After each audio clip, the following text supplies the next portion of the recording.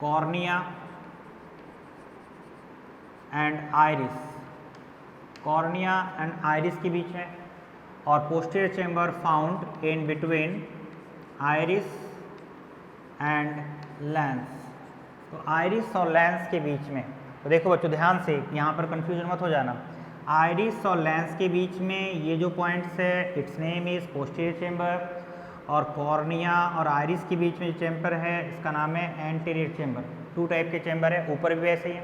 तो ये पूरे जो चेंबर्स होते हैं ये पूरे को ही बोलते हैं। तो ये एंटीरियर चेंबर पूरा हो गया और ये पोस्टीरियर चेंबर पूरा हो गया, ठीक है। इसमें पोस्टीरियर चेंबर पूछा जाए तो पूरा होने के बाद भी ये जो प्यूपिल का एरिया है इसको मत मान लेना, इसमें आइरिस और लेंस के बीच में, आइरिस और लेंस के बीच में, इस एरिया में, ठीक है। और ये आइरिस और इसके बीच में केवल इस एरिया को छोड़ देना। ये एरिया जो हो गया ये तो एक्वस चेंबर के पॉइंट का ही एरिया हो गया, क्योंकि कॉर्निया और लेंस के बीच में एक्वस चेंबर के रूप में हो गया। अब हम देखें तो इस एरिया में मैक्सिमम वेन होता है, इसमें वेन प्रेजेंट्स होते हैं, और पोस्टीरियर जो चेंबर है यहाँ पर आर्टरी प्रेजेंट होते हैं। पोस्टीरियर चेंबर में आर्टरी प्रेजेंट होते हैं। स्टूडेंट आप तो जानते हो इन जनरल वेन का वर्क क्या है, इसका वर्क है डीऑक्सीजनेटेड ब्लड, यानी जिसमें CO2 ज़्यादा है एंड नॉन न्यूट्रिएंट मटेरियल को ये कैरी करता है। तो ये जो CO2 ज़्यादा होगा, CO2 एंड नॉन न्यूट्रिएंट, यानी कह सकते हो less amount of the excretory product जो होगा वो यहाँ से आई से एक्सक्रीट कर दिया जाएगा। कैसे एक्सक्रीट करेगा, तो आपको तो पता ही है कि यहाँ पर आई के किनारे पे एक छोटा सा पॉइंट, और यहाँ पर एक छोटा सा पॉइंट कैनाल प्रेजेंट है, और आप जानते हो इस कैनाल का नाम है canal of slam, canal of slam. And canal of slam इधर भी होगा दोनों साइड में। तो ये जो वेन होता है वो कैनाल ऑफ स्लैम में ड्रेन आउट होकर के यहाँ से CO2 और एक्सक्रीटरी प्रोडक्ट को बाहर निकाल देते हैं। और ये जो आप देख रहे हो पोस्टीरियर चेंबर आर्टरी है, आर्टरी का काम क्या है, मैक्सिमम ऑक्सीजन है इसमें, तो ऑक्सीजन एंड न्यूट्रिएंट सप्लाई करेगा आइस को। तो वर्क देख लो, ये जो मैंने लिखा है एंटीरियर चेंबर, इसका अगर मैं वर्क की बात करूं तो एंटीरियर चेंबर में पाया क्या जा रहा है, वेन। तो वेन का वर्क क्या है, तो वेन का वर्क है CO2 and excretory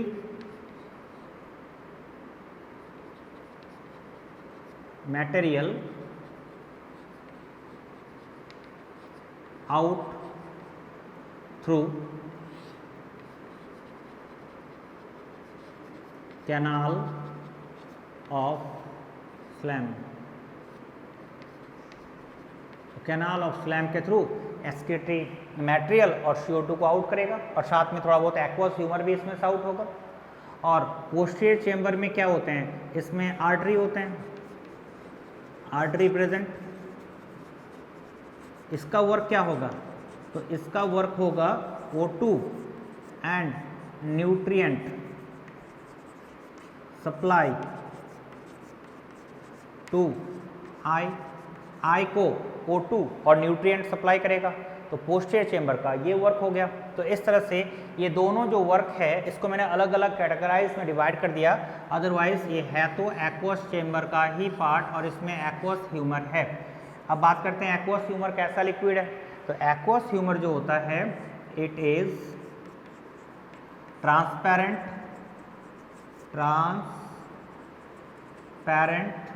tissue fluid. ये ट्रांसपेरेंट होता है, टिश्यू फ्लूइड है। और ये जो विट्रस ह्यूमर है ये कैसा है, तो ये है ट्रांसपेरेंट ल्यूमेन लाइक फ्लूइड। ये ट्रांसपेरेंट ल्यूमेन लाइक फ्लूइड है।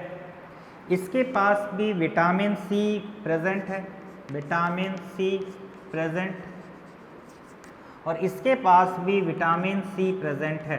तो विटामिन C जो होता है ये हमारे आंखों के लिए ज़रूरी होते हैं। आप लोग तो विटामिन A याद करते रहते हो कॉर्निया के लिए, लेकिन विटामिन C ऑल्सो नीड। तो विटामिन C इस जगह पे होते हैं, एंड विटामिन C जो होते हैं वो ट्रांसपेरेंट फ्लूइड के फॉर्म में वर्क करते हैं, और किसी भी पैथोजन एंड वायरस के अगेंस्ट फाइट करने में ये कैपेबल होते हैं। तो vitamin C present both the vitreous humour and aqueous humour. और आप जानते हो कि ये जो एक्वस ह्यूमर होते हैं और विट्रस ह्यूमर होते हैं, ये दोनों के दोनों जो प्रोड्यूस करते हैं वो सिलियरी बॉडी जो हमारे पास हैं आई में वो प्रोड्यूस करते हैं, और सिलियरी बॉडी प्रोड्यूस करके सिलियरी प्रोसेस से ये निकलते हैं, और सिलियरी प्रोसेस से निकल करके हमारे एक्वस ह्यूमर के रीजन पे आ जाते हैं, रह जाते हैं। हाँ, एक बात याद रखना, विट्रस ह्यूमर जो मैक्सिमम बनते हैं वो बनते हैं एम्ब्रियोनिक स्टेज में। अगर मैं बात करूँ कि सर विट्रस ह्यूमर में कौन कौन से केमिकल्स मेनली होते हैं, तो विट्रस ह्यूमर में 99% जो होते हैं वो तो होते हैं वाटर। ओके स्टूडेंट्स, फिर इसमें होते हैं हाइलोरोनिक एसिड, हाइलोरोनिक एसिड, और हाइलोरोनिक एसिड म्यूकोपॉलीसेकेराइड के रूप में होता है। और इसके अलावा होता है इसमें हाइलोरोनिक एसिड मैं लिख देता हूँ ताकि आप कंफ्यूज ना हो जाओ, म्यूकोपॉलीसेकेराइड के फॉर्म में होते हैं जो बायोकेमिस्ट्री के टॉपिक में आपने पढ़ा है। और एक म्यूकोप्रोटीन के रूप में होता है, म्यूकोप्रोटीन भी इसमें होते हैं, वो होते हैं हाई म्यूकोप्रोटीन। इसमें म्यूकोप्रोटीन विट्रिन होता है, विट्रिन। तो इस तरह के कुछ केमिकल्स होते हैं, यानी इसमें वाटर, हाइलोरोनिक एसिड्स, म्यूकोप्रोटीन के रूप में विट्रिन, ये सभी मिलकर ये बने होते हैं। और इसमें टिश्यू फ्लूइड्स के रूप में जितने भी हमारी बॉडी के सेलुलर पार्ट्स होते हैं टिश्यू के रूप में एक्वस ह्यूमर को बनाने में सपोर्ट करते हैं। तो ये दोनों ही लिक्विड हमारे पास रहते हैं। अब हम देखें तो ये जो एक्वस ह्यूमर और विट्रस ह्यूमर का ये तो हमने कॉम्पोजिशन देख लिया। अब एक एक वर्क देख लेते हैं कि सर ये करता क्या है। तो अगर मैं एक्वस ह्यूमर के वर्क की बात करूं तो ये provide nutrition to cornea and lens. देखो बच्चों, ये जिस रीजन पे रहेगा उस रीजन पे तो कुछ ना कुछ करेगा। तो ये जो एक्वस ह्यूमर है ये कॉर्निया और लेंस दोनों को न्यूट्रिशन देता है, तो इट प्रोवाइड न्यूट्रिशन दोनों को। और इसमें एक्सक्रीटरी मटेरियल जो होते हैं वो कैनाल ऑफ स्मेल से निकल जाते हैं वेन के थ्रू। लेकिन मान लो कि अगर ये ब्लॉक हो जाए, तो मैं कई बार बता चुका हूँ कि इसमें ग्लूकोमा नामक डिजीज हो जाता है, देन क्रिएट द ग्लूकोमा। वो बहुत डेंजरस होता है और इसके ऊपर प्रेशर बनाता रहता है। लेंस यहाँ से जो भी इसके फ्लेक्सिबिलिटी होती है, फोकल लेंथ होता है, वो डिस्टर्ब हो जाता है और बाद में एक डिस्टर्ब होकर के हो सकता है कि ये खराब हो जाए, लोग अंधे भी हो जाते हैं। तो canal of slam normal work करे तो बहुत अच्छी बात है। तो ये था एक्वस ह्यूमर की कहानी। अब विट्रस ह्यूमर के वर्क देख लो। तो अगर विट्रस ह्यूमर के मैं वर्क की बात करता हूँ, यहाँ लिख देता हूँ, विट्रस ह्यूमर का वर्क अगर मैं देखूँ तो maintain the shape of eye ball.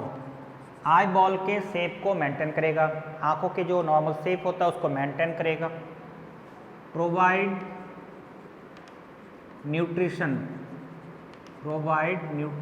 To, किसको न्यूट्रिशन देगा? तो इस साइड से न्यूट्रिशन देगा रेटिना को और इस साइड से न्यूट्रिशन देगा लेंस को।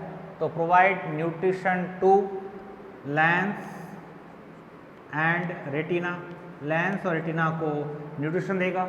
और फाइनली मेंटेन आई प्रेशर, आंखों के प्रेशर को मेंटेन करेगा। तो ये इसके काम है। तो एक्वस ह्यूमर, विट्रस ह्यूमर समझ में आ गया। तो एक मिनट रिकॉल कर लो क्या क्या मैंने कहा।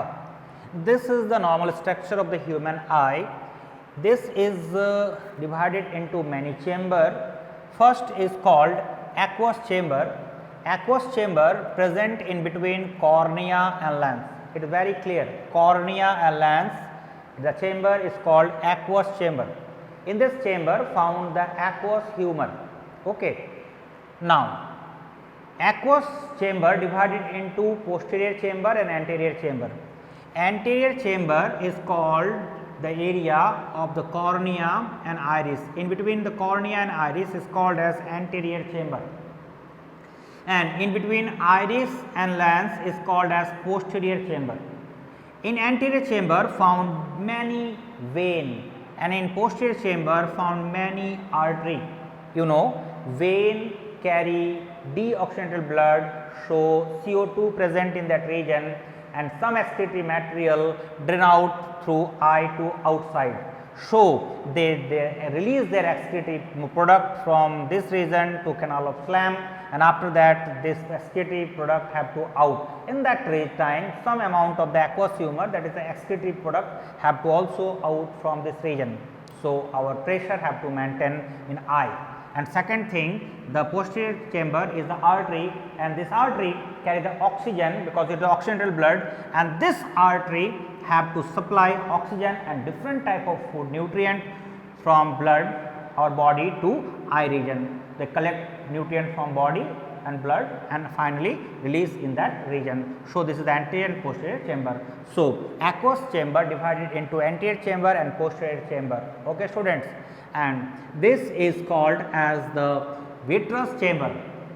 This vitreous chamber is found in between lens and retina and found vitreous humor. Vitreous humor and aqueous humor, both the humor formed with the help of ciliary body in that region, and they releases with the help of ciliary processes and stored in that region. In embryonic stage, vitreous humor have to form, but after birth continuously form aqueous humor, and this humor also drain out some amount per day and maintain the eye pressure. If this eye pressure have to not maintain, then our eye have to healthy. Otherwise, if canal of Schlemm have to block, then pressure have to increase and lens may be damaged, and it called the glaucoma disease. So this is the structural part of your eye, and aqueous chamber and vitreous chamber, and some type of liquid, aqueous and vitreous liquid. So vitamin C present in this region, vitamin C also present in this region, and some specific cell also present, hyelocyte cell also present in vitreous humor.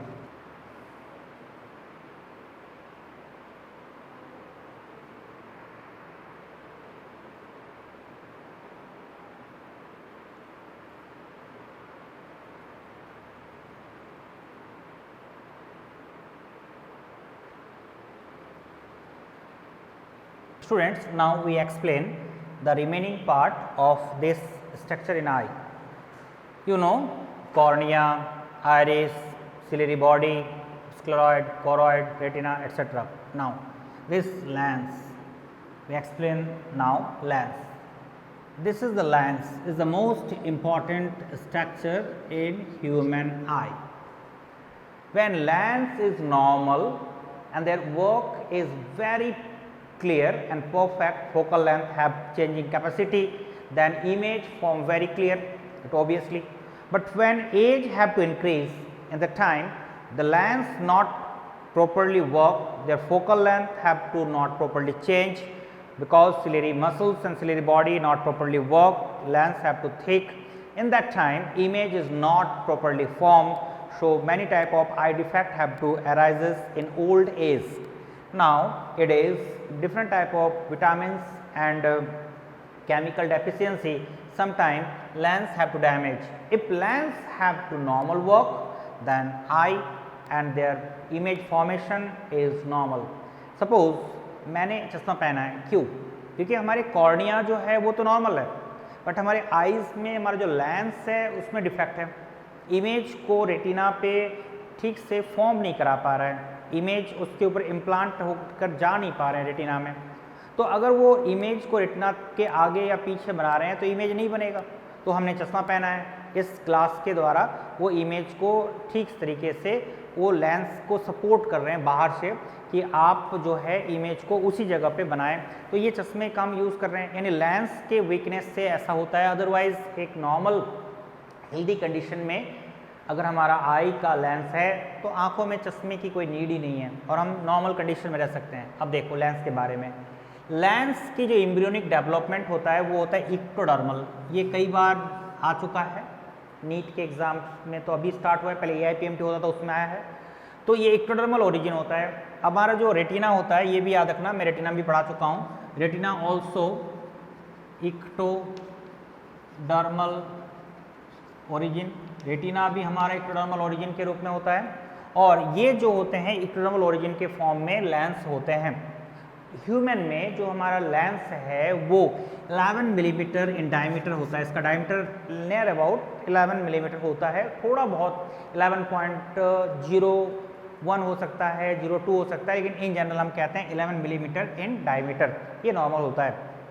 और अगर ऐसा है और इसके focal length capabilities changing है तो हमारा work बहुत अच्छी तरह से करेगा। एक खास बात, हमारे लेंस के ऊपर एक कैप्सुलर लेयर होता है, इसके कारण जो लेंस होता है वो जल्दी डैमेज नहीं होता है और लॉन्ग टर्म तक वर्क करता है।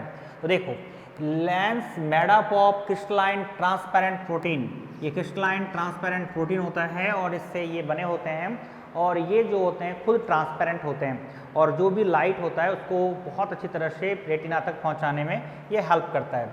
Surrounded by A membrane called capsule, जो मैं आपको कह रहा था, इसमें कैप्सुलर लेयर होता है, और कैप्सुलर लेयर से घिरे होने के कारण ये जो लेंस होते हैं ये लंबे समय तक वर्क करते हैं। लेंस इन ह्यूमन बीइंग की अगर हम बात करें तो लेंस इज बाई कॉन्वेक्स, हमारा लेंस बाई कॉन्वेक्स होता है। और मैं ये ह्यूमन के टॉपिक पढ़ा रहा हूँ, तो ह्यूमन बीइंग में, अदर एनिमल में चेंज हो सकता है, ओवल हो सकता है और भी टाइप के हो सकते हैं, बट ह्यूमन में लेंस बाई कॉन्वेक्स होता है। बाई कॉन्वेक्स में एक बात याद रखना, आगे की तरफ जो होगा फ्रंट साइड में ये थोड़ा कम होगा कॉन्वेक्स फॉर्म, और बैक पार्ट में जो कॉन्वेक्सनेस होगी वो थोड़ी अधिक होगी। दैट मीन्स बैक पार्ट में अधिक डिप्रेस होगा, फ्रंट पार्ट में कॉन्वेक्स थोड़े से कम होंगे। और ये जो स्ट्रक्चरल पॉइंट बन रहे हैं ये बाई कॉन्वेक्स के रूप में बन रहे हैं, तो फ्रंट पार्ट में कॉन्वेक्सनेस थोड़ा कम होगा और बैक पार्ट में कॉन्वेक्सनेस थोड़ा ज़्यादा होगा। अगर मैं जो डायग्राम बनाया हूँ इसको अगर आप देखो तो देखो यहाँ पर मैंने कॉन्वेक्सनेस को थोड़ा कम बनाया है और ये कम होता है फ्रंट पार्ट में, यानी ये फ्रंट पार्ट हो गया और ये फ्रंट पार्ट की तरफ कॉन्वेक्सनेस कम है, और बैक पार्ट की तरफ देखो कॉन्वेक्स अधिक है, अधिक डिप्रेस है, तो ये ज़्यादा तरफ डिप्रेस है बैक पार्ट की तरफ, तो बैक पार्ट यानी अंदर की तरफ ये अधिक डिप्रेस पॉइंट में बना हुआ है। तो ये जो पॉइंट्स है ये बाई कॉन्वेक्स रूप में है, बट आगे की तरफ थोड़ा कम है, पीछे की तरफ थोड़ा अधिक कॉन्वेक्स है। So this is called the biconvex, in general आप बाई कॉन्वेक्स कह सकते हो। Lens connect to ciliary body with the help of suspensory ligament, आप तो ये जानते हो कि यहाँ पर सिलेरी बॉडी होते हैं और ये सस्पेंसरी लिगामेंट्स के फॉर्म में लेंस को पकड़े रहते हैं, तो लेंस यहाँ रहते हैं। एक खास बात, सस्पेंसरी लिगामेंट जो है it also called zonula of Zinn, it's also called the zonula of Zinn और जोनुलेज। तो suspensory ligament the another name is zonula of Zinn और zonules it's also called. And suspensory ligaments क्या करता है, maintain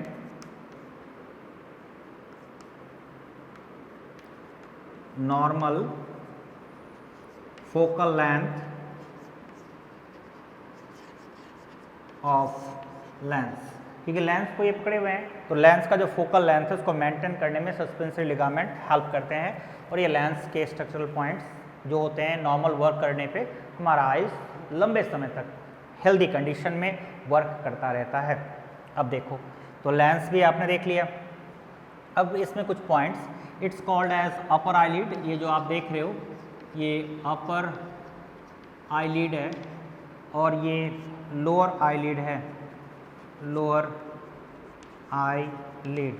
और इसके अंदर अगर हम देखें तो एक ग्लैंड्स है, that name is Meibomian gland, Meibomian gland.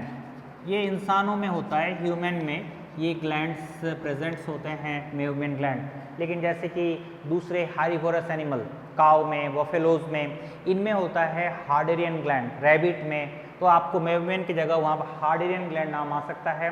Function एक जैसे होते हैं लेकिन वो हार्डेरियन ग्लैंड इंसानों में एब्सेंट होता है, और ये जो कार्निवोरस हार्निवोरस एनिमल है जैसे काव है, बफेलोज, उसमें प्रेजेंट होते हैं, हमारे पास मेबोमियन ग्लैंड होते हैं। अब देखो, हमारे आईलिड्स के अंदर जो मेबोमियन ग्लैंड्स है ये एक जो होते हैं तेल जैसा वेल सिक्रीट करते हैं। जब ये तेल सिक्रीट करते हैं तो ये डिक्रीज फ्रिक्शन, आई में जो पलकों का और आई के बीच में जो फ्रिक्शन है उसको डिक्रीज करते हैं। तो फ्रिक्शन अगर डिक्रीज होगा तो नॉर्मल आई वर्क करेगा, लेकिन ये जो होते हैं डायमीटर को मेंटेन भी करते हैं। ये जितना आपको दिख रहा है आई आपको उतना ही दिखता है, यानी हमारे आंखें जितनी आपको देख पा रहे हो ये बस इसके कारण, और ये जो होती हैं जो तेल इससे निकल रहा है उसके कारण फ्लेक्सिबिलिटी बन रहा है और आई के डायमीटर मेंटेन है। लेकिन कुछ बाज़ार में कॉस्मेटिक्स अवेलेबल है जैसे कि मस्करा, आईलाइनर, वो क्या करते हैं, इसके जो तेल इसमें से निकल रहा है उसको कम कर देते हैं और डिक्रीज करके इसको ड्राई कर देते हैं कुछ समय के लिए, 1 घंटे 2 घंटे के लिए, 3 घंटे के लिए। तो ये ड्राई करने पे इसकी डायमीटर बढ़ जाता है, तो आंखें थोड़ी बड़ी दिखती है। जैसे एक डिब्बे से होते हैं, उसमें आईलाइनर होता है, ऐसे लगाते हैं, खासकर गर्ल्स को ज़्यादा पता होगा, ये लोग ज़्यादा यूज़ करते हैं। तो ये जो होते हैं इसमें ये आई के डायमीटर को बढ़ा देते हैं, तो आई थोड़ा सुंदर दिखता है। फिर वो काजल वोजल लगा लेते हैं तो और अच्छा लगता है। काजल तो अच्छा है आंखों के लिए, वो भी घर का बना हो, तो ऐसे पता नहीं मार्केट में कैसे काजल हैं, लेकिन अगर हम इसमें आईलाइनर लगा रहे हैं तो ये रिस्की है। मान लो कि अगर हम रोज़ लगा रहे हैं इस तरह से मस्करा आईलाइनर, तो क्या होगा, यहाँ से जो तेल निकल रहे थे वो बंद हो जाएंगे, सूख जाएंगे, हमेशा के लिए ड्राई हो जाएंगे। तो ये आई जितना डायमीटर था वो फैला हुआ रह जाएगा, तो आंखें बड़ी बड़ी ऐसे हमेशा दिखेगा, तो क्या ये अच्छा लगेगा? Not.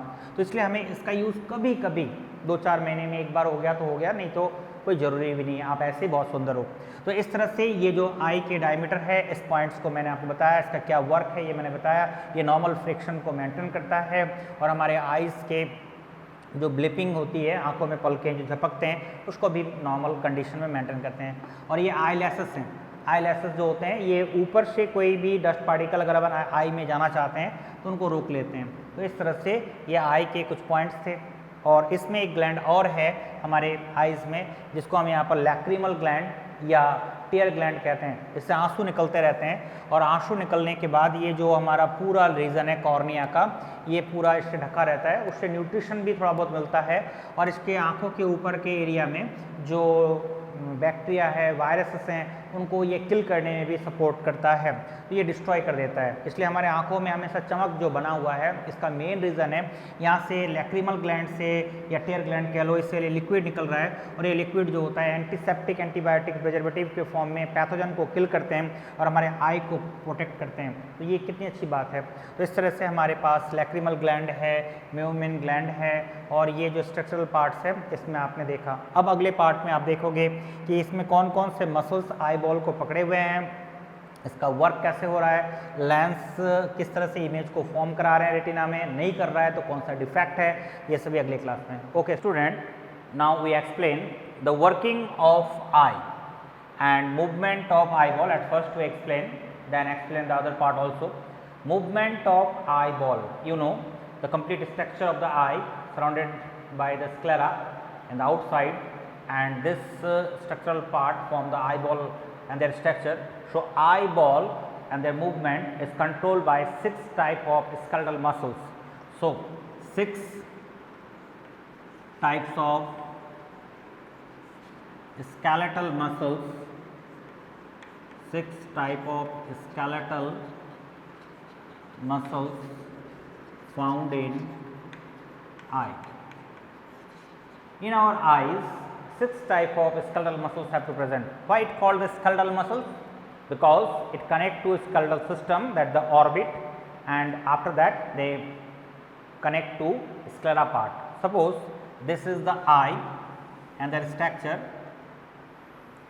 and the outer part is known as sclera, this part is known as sclera. Sometimes some books it name scleroids also. So this scleroids is the white part and outer part, and they form the structure of the eyeball, and this is the cornea, and the complete structure is the eyeball, and this eyeball and their movement is controlled with the help of 6 type of skeletal muscles. And this 6 type of skeletal muscles is divided into 2 types. One is called as rectus muscles, rectus muscles, and rectus muscles, the number is 4 types of the rectus muscles have to present in our eyes. And second is oblique muscles, and oblique muscles is 2 types. So total 6 types of skeletal muscles found in our single eye. Here also 6 type, here also 6 type, left and right separately 6 type. So we explain the what is type and what is the function of these muscles. Suppose student, very simple diagram, suppose this is your eye, okay, This is the iris form, blackish color, and this is the pupil, so also the blackish form, and same type of the eye, right and left position have to present iris and pupil. Okay, we explain this type of form, and suppose this is the nose area, this is the ear part in your brain. So this is the ear part, this is the nose part, and this also the ear part, and this is the eye. So this is the eye, this is the nose, and this is the ear part. So movement is ear to nose, nose to ear, upward, downward, is very specified form, and this outer part is known as sclera or scleroid, this part, and sclera means white part, S for सफ़ेद, so ये सफ़ेद भाग है, so scleroid is the white part, and जो भी skeletal muscles इसमें connect होंगे, all the muscles connected in that region, scleroid region पे।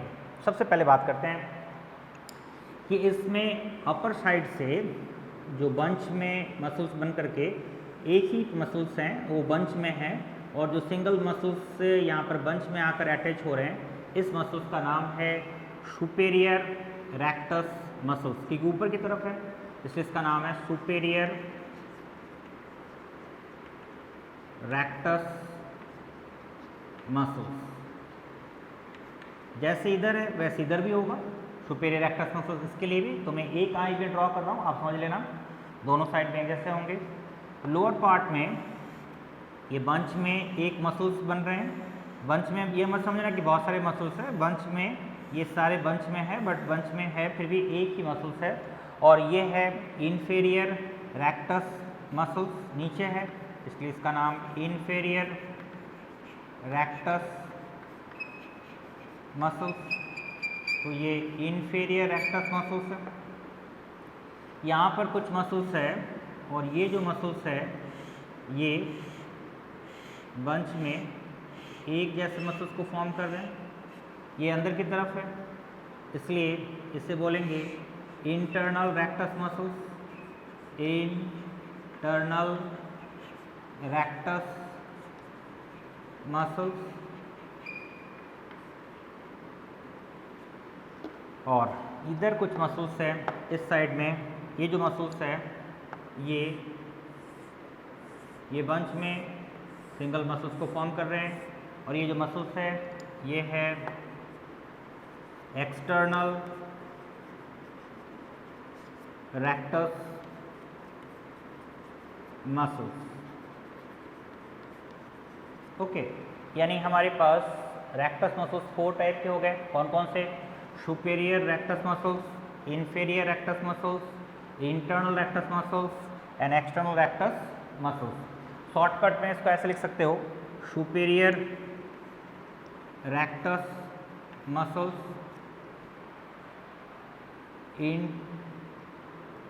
inferior rectus muscles, external rectus muscles।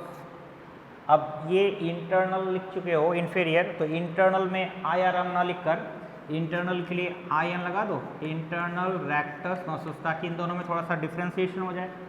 और ये आपके 4 टाइप के मसल्स हो गए रेक्टस में। ओके, अब देखो ऑब्लिक जो मसल्स है इसमें ये रीजन से कुछ मसल्स जो हैं अटैच रहते हैं स्क्लेरा से, और ये जाकर के बोन्स जो हमारे ऑर्बिट है उससे जुड़ जाते हैं, और ये जो मसल्स है इसका नाम है सुपीरियर ऑब्लिक मसल्स। ये ऊपर की तरफ है लेकिन ये ऑब्लिक है, that name is superior oblique,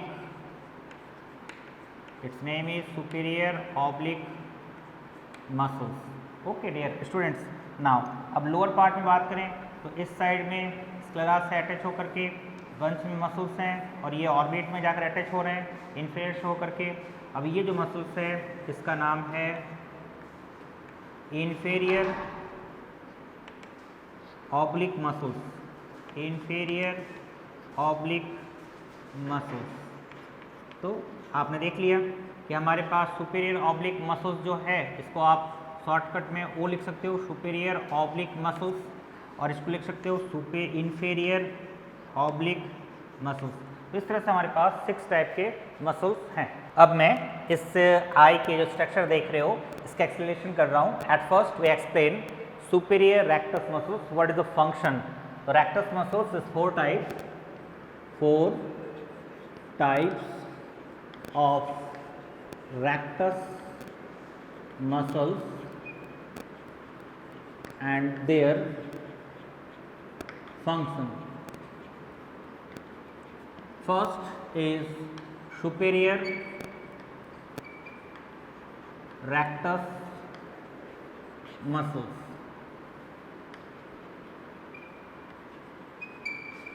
The function is these muscles, the main function is movement is upward movement of eye. Inferior rectus muscles is a movement is downward in eye. So superior rectus muscles, the function is movement of eyeball upward, and second is inferior rectus muscles, movement of eyeball in downward. So one muscle superior have to move the eyeball into the upward, and other muscles inferior move the eyeball into the downward. The upward and downward movement is controlled with the help of superior and inferior rectus muscles. Now second thing is most important. This is the external rectus muscles and this is the internal rectus muscle. Students, you have to focus in this point. This is the right eye and this is the left eye. This eye is also arises this type of muscles and their name is internal rectus muscles, IN muscles, and in that region the name of the muscles is external rectus muscles. Okay. Now when the movement of the eyeball in right side to the left side, in the time the muscles have to participate and their movement is external rectus muscles have to move in that region and internal rectus muscles move into the region of the nose. It's opposite in the left eye. The movement of the internal rectus muscles is far away from the nose and external rectus muscles is movement in the region of the ear side, not the ear but side of the muscles is the ear side.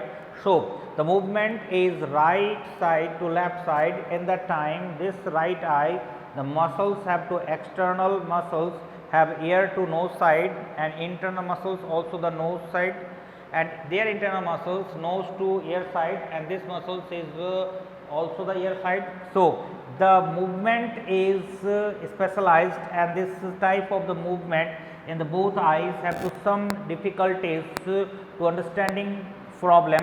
इस कारण से मैं इसे बहुत easy way में आपको बता रहा हूँ, आप इसे समझना। अगर मैं बात करता हूँ हमारे राइट आई और बाकी दोनों मसल्स में रेक्टस समझाने के लिए, right eye and this is the left eye. अगर मैं इन दोनों की कंपैरिजन करता हूँ तो देखो ये जो राइट आई है इसमें एक्सटर्नल रेक्टस मसल्स में शॉर्टकट लिख रहा हूँ समझना, इसका मूवमेंट इधर हो रहा है और इंटरनल रेक्टस मसल्स जो है की तरफ, यानी ये जो है ईयर साइड से नोज की साइड में जा रहा है। इसको आप ऐसे समझ सकते हो movement of muscles is ear side to nose side. ये क्लियर नहीं है कि ईयर से जा रहा है नोज में जा रहा है, ऐसा नहीं, मतलब साइड की बात कर रहा हूँ। ईयर साइड मतलब ये है एक्सटर्नल वाला पार्ट और ये नोज साइड है इंटरनल पार्ट, तो ये साइड से इस साइड जा रहा है। तो मैं समझाने के लिए आपको ईयर साइड से नोज साइड बोल रहा हूँ, मतलब आपको ये नहीं समझना है कि ईयर से जा रहा है, ईयर से नहीं जा रहा है, जा तो आई से जा रहा है बट ये मसल्स इधर जा रहा है, तो आपको किसी साइड को तो समझाना होगा। तो ear side to nose side ये जा रहा है। तो ये जो मूवमेंट है एक्सटर्नल रेक्टस मसल्स जो इंटरनल रेक्टस मसल्स की ओर जा रहे हैं और ये राइट साइड में हो रहा है। और इसका मूवमेंट किधर हो रहा है, इंटरनल रेक्टस मसल्स जो हो रहा है वो एक्सटर्नल की तरफ जा रहा है लेफ्ट आई में। इंटरनल रेक्टस मसल्स जो है इसका मूवमेंट एक्सटर्नल रेक्टस मसल्स की ओर हो रहा है, इधर से इधर की ओर। इसका मूवमेंट किधर है, nose side to ear side, ये मूवमेंट हो रहा है। यानी ये जो मूवमेंट है ये नोज है, यहाँ पर इंटरनल मसल्स है इस लेफ्ट वाले के लिए, तो ये इधर जा रहा है, तो ये नोज से ईयर की तरफ जा रहा है और ये ऑटोमेटिक ईयर की तरफ जा रहे हैं। तो इसमें नोज टू ईयर साइड की तरफ मसल्स का मूवमेंट हो रहा है। दूसरी बात करते हैं सेकंड कंडीशन। सेकंड कंडीशन, अब आप आंखों में जो मूवमेंट है वो लेफ्ट साइड से राइट साइड की ओर ले जा रहे हो। अब आंखों को ऐसे नहीं, अब आंखों को ऐसे ले जा रहे हो। अब जब आंख इधर जा रहा है तो आपका ये जो आई है ये एक्सटर्नल मसल्स इंटरनल मसल्स की ओर जा रहा है और ये नोज की तरफ जा रहा है। यदि मूवमेंट ईयर से नोज की ओर हो रहा है, यानी इसमें मूवमेंट एक्सटर्नल रेक्टस मसल्स जो है वो इंटरनल रेक्टस मसल्स की ओर हो रहा है और इसमें movement ear side, ear to nose side में इसका मूवमेंट हो रहा है। क्लियर। अब जब ये इधर जा रहा है तो इसको देखो, इसमें अब जो है नोज साइड से ईयर साइड की ओर मूवमेंट होगा क्योंकि लेफ्ट से राइट की ओर मूवमेंट हो रहा है। जब लेफ्ट से राइट की ओर मूवमेंट हो रहा है तो ये नोज से ईयर साइड की ओर जा रहा है। ये इंटरनल रेक्टस मसल्स किधर जा रहा है, एक्सटर्नल की तरफ। तो ये इसमें चले जाओगे तो इंटरनल रेक्टस मसल्स का मूवमेंट हो रहा है एक्सटर्नल रेक्टस मसल्स में, तो ये नोज टू ईयर साइड में इसका मूवमेंट हो रहा है। तो ये जो मैंने आपको लिखा है बहुत इजीली आपको समझना है कि जब हमारे मूवमेंट आई का राइट से लेफ्ट की ओर होगा, मेरी बॉडी को देखना ठीक से समझना, राइट टू लेफ्ट, यानी हमारे आईज राइट से लेफ्ट की ओर मूव कर रहा है इस साइड में। तो राइट से लेफ्ट में जो मूव कर रहा है तो हमारा पहले एक आई को देखो, कंसंट्रेट करो राइट आई में। तो इसमें एक्सटर्नल रेक्टस मसल्स का मूवमेंट इधर हो रहा है, इंटरनल रेक्टस मसल्स का मूवमेंट नोज की तरफ हो रहा है, यानी ये इस साइड से इस साइड की ओर जा रहे हैं, यानी ईयर साइड से नोज साइड की ओर। इसी को मैंने लिखा है इसका मूवमेंट ईयर साइड से नोज साइड की ओर। क्लियर। अब इसको देखो, इसमें मूवमेंट हो रहा है नोज साइड से ईयर साइड की ओर, इंटरनल इधर जा रहा है एक्सटर्नल इधर जा रहा है, तो इसमें मूवमेंट हो रहा है nose side to ear side की ओर। क्लियर। अब ऑपोजिट, अब मूवमेंट को मैं चेंज कर रहा हूँ। अब मूवमेंट हो तो रहा है इन्हीं दोनों मसल्स में, बट मूवमेंट अब लेफ्ट से राइट हो रहा है। अब जब मूवमेंट लेफ्ट से राइट हो रहा है तो हमारी आई इधर से इधर जा रहे हैं, ए ऐसे। अब जब आई ऐसे हो रहा है तो जब ये मूवमेंट हो रहा है तो ये जो है सबसे पहले ये राइट साइड को देखो, तो इसमें इंटरनल एक्सटर्नल की तरफ जा रहे हैं, यानी इसका मूवमेंट इधर और इसका मूवमेंट इधर। तो ये नोज से ईयर की तरफ जा रहा है, तो इंटरनल से एक्सटर्नल की तरफ, नोज से साइड, नोज से ईयर साइड की तरफ। और इसको देखो, इस समय इसका मूवमेंट इधर हो रहा है, यानी एक्सटर्नल से इंटरनल की तरफ, और इसमें मूवमेंट ईयर से नोज की तरफ। तो एक्सटर्नल से इंटरनल की तरफ, ईयर से नोज की तरफ। इस तरह के मूवमेंट जो होती हैं, तो दोनों आईज में जो मस्कुलर मूवमेंट है इन दोनों में, एक्सटर्नल और इंटरनल रेक्टस मसल्स में, ये समझना होगा। इसीलिए मैंने आपको ये दो डायग्राम बनाए थे। तो एक का मूवमेंट इधर से इधर, तो इसका मूवमेंट इधर से इधर। तो जब ये एक्सटर्नल से इंटरनल की तरफ जाएगा तो ये इंटरनल से एक्सटर्नल की तरफ जाएगा, और जब ये इधर से इधर आएगा तो एक्सटर्नल से इंटरनल की तरफ, और ये इंटरनल से एक्सटर्नल की तरफ। क्योंकि आंखों का मूवमेंट एक ही तरफ होगा, वन डायरेक्शन में। ऐसा तो नहीं है कि ये एक आंख जब इधर जाता है तो दूसरा ऑपोजिट चला जाता है, ऐसा तो नहीं होता है। तो ये भी इधर जा रहा है तो ये भी इधर जा रहा है, तो दोनों का मूवमेंट। अगर ऐसा होता है तो भेंगापन या कैटरेक्ट बहुत सारी बीमारियां हो सकती है, अदरवाइज ये नॉर्मल वर्क करता है। तो ये हमारे पास 4 मसल्स थे। आपने देखा कि 4 रेक्टस मसल्स के work, that means superior rectus muscles upward movement, आंखों को ऊपर ले जा रहा है। Inferior rectus muscles downward movement, internal और एक्सटर्नल रेक्टस मसल्स दोनों के फॉर्म में आपने देखा राइट टू लेफ्ट या लेफ्ट टू राइट में किस तरह के मस्कुलर वर्क हो रहा है। अब रह गया ऑब्लिक मसल्स। अब आपके ये इसमें 4th हो गया, 1 2, ये 3 हो गया, ये 4 हो गया, 4 टाइप के रेक्टस मसल्स कंप्लीट। अब आते हैं ऑब्लिक मसल्स की बात करते हैं। ऑब्लिक मसल्स, ऑब्लिक मसल्स की अगर मैं बात करूं तो ऑब्लिक मसल्स में जो आपका पहला है वो है superior oblique muscles. Superior oblique muscles के क्या वर्क है, तो देखिए superior oblique muscles, this is the superior oblique muscles. Superior oblique muscles have move the eyes from up side to down side, downward movement और inward movement. तो ये नीचे की तरफ मूव कराता है आई के बॉल को, तो डाउनवर्ड मूवमेंट और इनवर्ड मूवमेंट अंदर की तरफ। तो ये जो होता है सुपीरियर ऑब्लिक मसल्स, इसके अगर हम फंक्शन की बात करें, इसका फंक्शन होता है downward and inward movement, inward movement of eyeball. Eyeball have to move from downward and inward. And second type is inferior oblique muscles. inferior oblique muscles की बात करें तो ये हमारा inferior oblique muscles। तो inferior oblique muscles जो ये है, ये क्या करेगा, आई को अपवर्ड ऊपर की तरफ एंड इसमें अपवर्ड के अलावा आउटवर्ड बाहर की तरफ ये मूव कराएगा, अपवर्ड और आउटवर्ड मूव कराता है। तो ये जो होता है इसका फंक्शन होता है, इसका फंक्शन होगा upward and outward movement, outward movement of eye ball. So this is the 6th type of the muscles, and the 6th type of the muscles have differentiated into 2 categories. One is called oblique muscles and one is called rectus muscles. The number of the rectus muscles is 4 and the number of the oblique muscles is 2, and the functions is very clear: upward movement, downward movement, right to left, left to right, and finally downward and inward, and finally inferior oblique muscles is upward and outward movement, and this type of the movement is controlled with the help of this skeletal muscles. And one eye, you have to remember, in one eye found all the 6 type of skeletal muscles, and other eye also the 6th type of skeletal muscles, separately 6 type, and their number is 6, but generally they are categorized into 2 categories, rectus and oblique. And you know, in nervous system, इनमें से जिन बच्चों ने nervous system के topic आप लोगों ने पढ़ा है उनको सबको पता होगा कि हमारे पास क्रेनियल नर्व होते हैं, and all the skeletal muscles in eye control with the 3 type of the cranial nerve. तो all 6 skeletal muscles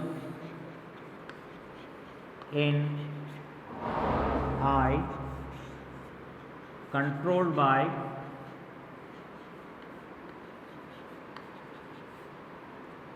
3 types of